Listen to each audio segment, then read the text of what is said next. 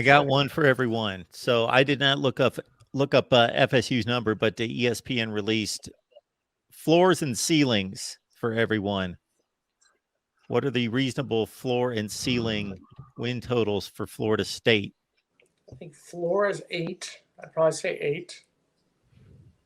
Ceiling is regular season 11.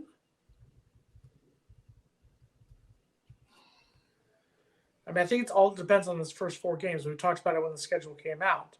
In worst case scenario, the first 4 games, Florida State is 2-2 entering that bye week, and then after that, you ask the question: the rest of the season, you've got 3 straight games that are all winnable games at home against Virginia Tech, Syracuse, and Duke. A Wake Forest team that doesn't have Sam Hartman anymore, quarterback. Probably, I would argue that right now, Pitt and Duke are our toughest games in the last 8 games of the season. So I think, let's say the bottom drops out and we lose to LSU and Clemson to start in the first 4 games, and let's say we lose to Duke and Pitt. To me, right now, I'd say 8-4. Jason, you would be happy to know, I just looked it up. You are thinking right in line with a worldwide leader. Well, their ceiling is 8-4, and the ceiling is 11-1, and the floor is 8-4. Yeah, I think I think the floor they're 9. The floor will be 9-3. And I think, to be honest with you, this isn't home because this is the regular season. I personally don't think they beat Clemson twice in the same year. So if they go 12-0, which I think could happen, I think they lose to Clemson in AFC champion. I mean, not AFC championship. Sorry, NFL mind. Switch it back to college. ACC championship. And here's the reason why I believe that they can go undefeated in the regular season. Obviously, we beat an LSU team that I'd argue, from a talent perspective, was better this season than they will be this upcoming season. Now, they'll be coached another year under Brian Kelly, and they'll be more improved in those things, but so will Florida State. Florida State has improved their roster, and they got all the notable guys that were important to come back. Clemson, we know what they may have with this quarterback. Now, I think this kid against North Carolina played incredible.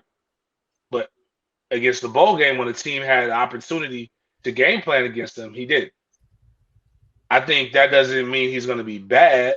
I just think I'm glad we're getting him early as opposed to getting him later.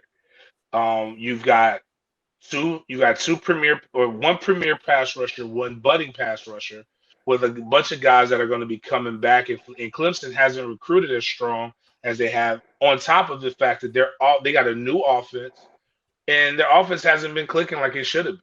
So I think I think what I tell people, the biggest thing that you got to look at Florida State last year is when Mike Norvell took the governor off of the offense, was after the Clemson loss.